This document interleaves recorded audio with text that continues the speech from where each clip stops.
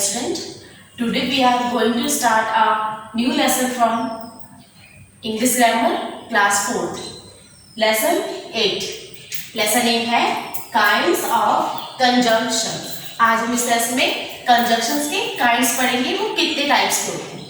Okay, सबसे पहले हम conjunction की definition रीड करेंगे कि conjunction है क्या.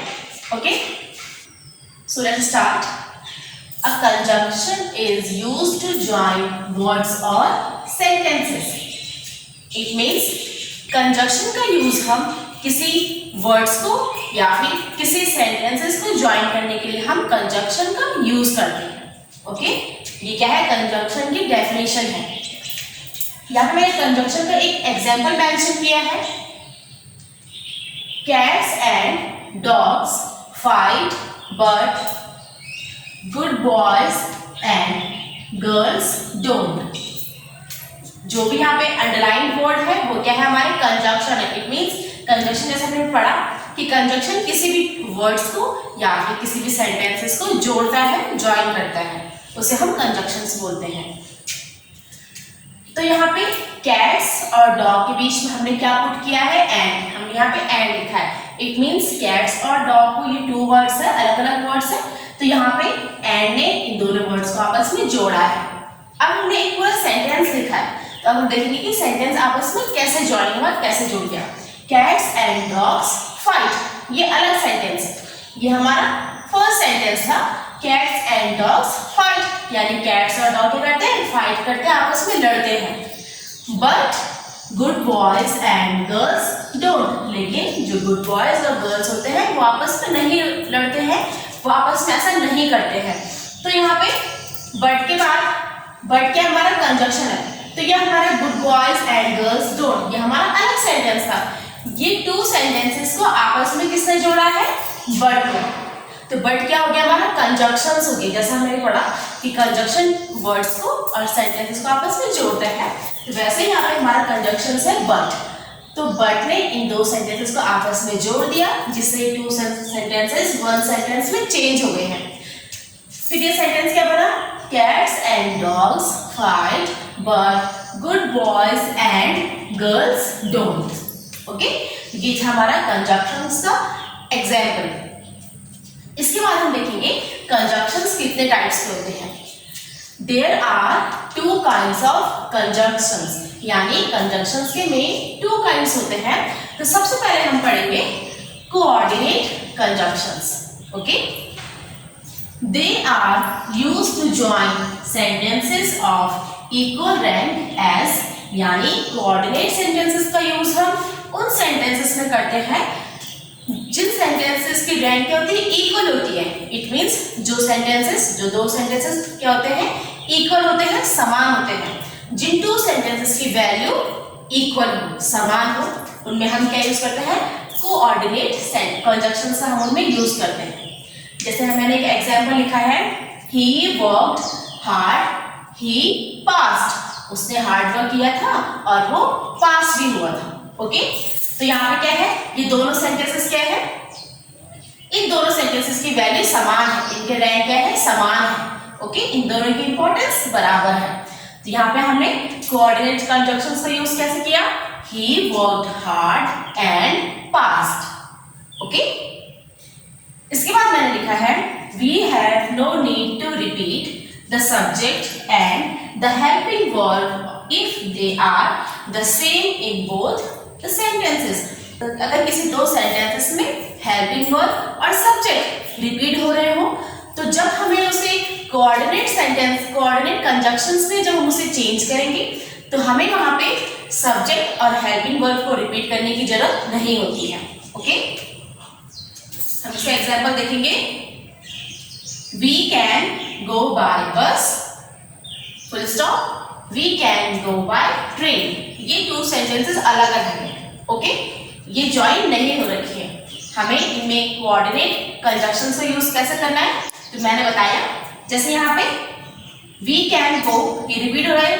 फिर दूसरे सेंटेंस में दोबारा से लिखा है वी कैन गो, ये बार बार ये टू टाइम्स रिपीट हुआ है ना. तो हमें इसे कोऑर्डिनेट कंजंक्शंस में यूज कैसे करेंगे? वी कैन गो बाय बस और ट्रेन. तो यहाँ पे ये और क्या है हमारा कोऑर्डिनेट कंजंक्शंस है। हमने पढ़ा अगर किसी सेंटेंसेस में सब्जेक्ट और हेल्पिंग वर्ब अगर रिपीट होते हैं और हमें उसे कोऑर्डिनेट कंजंक्शंस में अगर हमें उसे सेंटेंस को चेंज करना है तो हमें सब्जेक्ट और हेल्पिंग वर्ब को दोबारा रिपीट नहीं करना है। ओके, तो हमारे कुछ मेन कोऑर्डिनेट कंजंक्शंस हैं। The main coordinate conjunctions are and, but, or, either or, neither nor. Okay children, तो ये था हमारा कोऑर्डिनेट कंजंक्शंस। ओके स्टूडेंट, तो अब हम कंजंक्शंस का सेकंड टाइप पढ़ेंगे। कंजंक्शन का सेकंड टाइप होता है सबऑर्डिनेट कंजंक्शंस।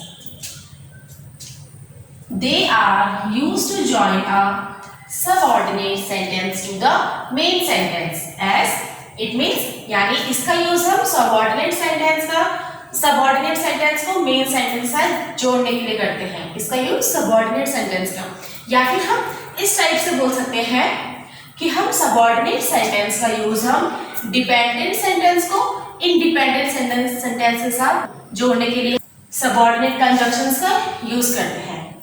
इट मीन्स, यानी सबऑर्डिनेट कंजंक्शंस का मीन्स है कि हम सबऑर्डिनेट कंजंक्शंस का यूज हम डिपेंडेंट सेंटेंस को इंडिपेंडेंट सेंटेंस के साथ जोड़ने के लिए हम सबऑर्डिनेट कंजंक्शंस का हम यूज करते हैं। ओके, तो यहाँ पे मैंने एक एग्जांपल लिखा है सबऑर्डिनेट कंजंक्शंस का। ही did not work hard, he failed, यानी उसने हार्ड वर्क नहीं किया और वो फेल हो गया था। ठीक है, तो इसमें हम सबऑर्डिनेट कंजंक्शन का यूज कैसे करेंगे? He failed because he did not work hard, वो फेल हो गया था क्योंकि उसने हार्ड वर्क नहीं किया। तो बिकॉज क्या है हमारा सबऑर्डिनेट कंजंक्शंस है, यानी डिपेंडेंट सेंटेंस को इंडिपेंडेंट सेंटेंस के साथ हमें जोड़ना है। Okay, he did not work hard, उसने हार्ड वर्क नहीं किया, लेकिन रिजल्ट क्या आया? ये एक इंडिपेंडेंट सेंटेंस है, वो किस पे डिपेंड है? he failed पे डिपेंड है। ओके, यानी उसने हार्ड वर्क नहीं किया, क्यों? इसका रिजल्ट क्या आया? कि वो फेल हो गया। ठीक है, तो इसे हमने सबऑर्डिनेट कंजंक्शन में कैसे चेंज किया? he failed, वो फेल हुआ, because he did not work hard, उसने हार्ड वर्क नहीं किया। The main subordinate conjunctions are because, if, although, unless, until, after, before। तो ये है हमारे मेन सबऑर्डिनेट कंजंक्शंस जिनका यूज हम सबऑर्डिनेट कंजंक्शंस में करते हैं। ओके ओके स्टूडेंट, तो अभी हमने पढ़े कंजंक्शंस के टाइप्स। कंजंक्शंस में टू टाइप्स के होते हैं, पहला होता है कोऑर्डिनेट कंजंक्शंस और सेकंड जो हमने पढ़ा अभी वो है subordinate conjunctions. Okay okay student, तो अब हम इस सेशन की एक्सरसाइज स्टार्ट करेंगे। क्वेश्चन नंबर 1 है join the sentences using the words in brackets। यहाँ पे कुछ ब्रैकेट में कुछ वर्ड दिए गए हैं, हमें उनका यूज करके इन सेंटेंसेस को आपस में जोड़ना है, ज्वाइन करना है। तो क्वेश्चन नंबर 1 है I have a bat, full stop, I don't have a ball। यानी मेरे पास क्या है? मेरे पास बैट है लेकिन मेरे पास बॉल नहीं है।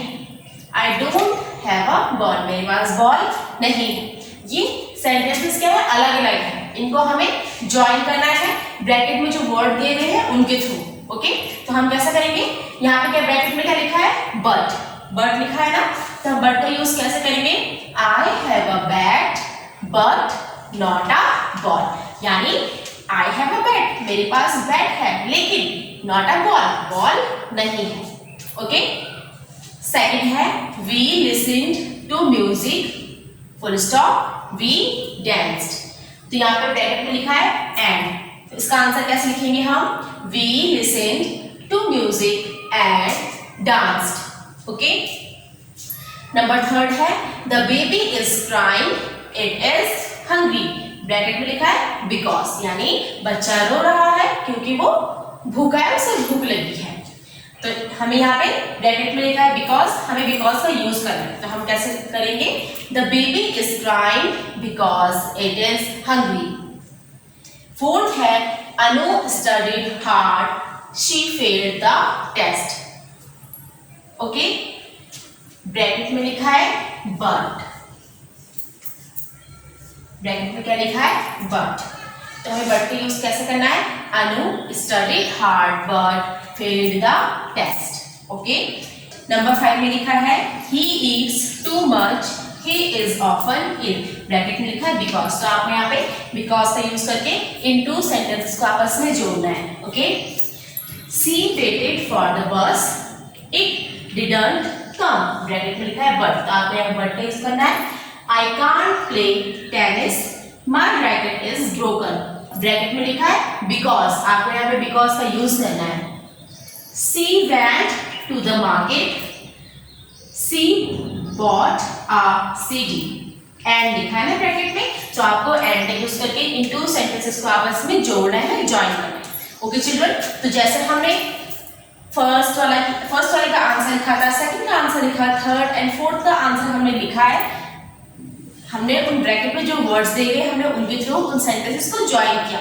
इसी टाइप से आपको 5, 6, 7 और 8 आपको इन वर्ड्स के थ्रू जो ब्रैकेट में दिए गए हैं आपको ये सेंटेंसेस को ज्वाइन करना। ओके ओके स्टूडेंट, तो अब हम इस सेशन का लास्ट क्वेश्चन करेंगे। Question number 2, complete each sentence any way you like. आपको ये सेंटेंस को कंप्लीट करना है एनी वे यू लाइक, जिस टाइप से आपको पसंद है, जो भी आपको पसंद है आपको यहाँ पे फिल करना है। जैसे कि आई कैन स्विम बट, आप स्विमिंग कर सकते हो लेकिन बट नॉट स्केट, यानी जो स्केटिंग है हम वो नहीं कर सकते हैं। ओके, सेकंड है we ate pizza and drank Coke.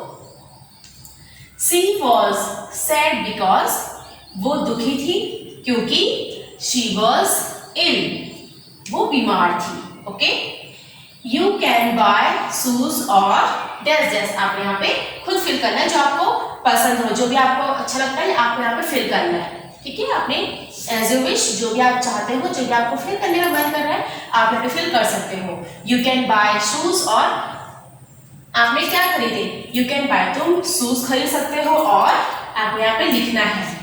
Last है the teacher will be angry if, आपको यहाँ पे खुद फिल करना है। ओके ओके चिल्ड्रन, तो लेसन हमारा कंप्लीट हो चुका है।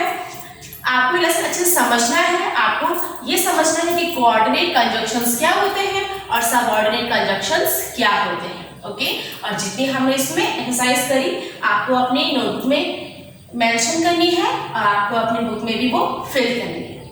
Okay, thank you, hope you like this.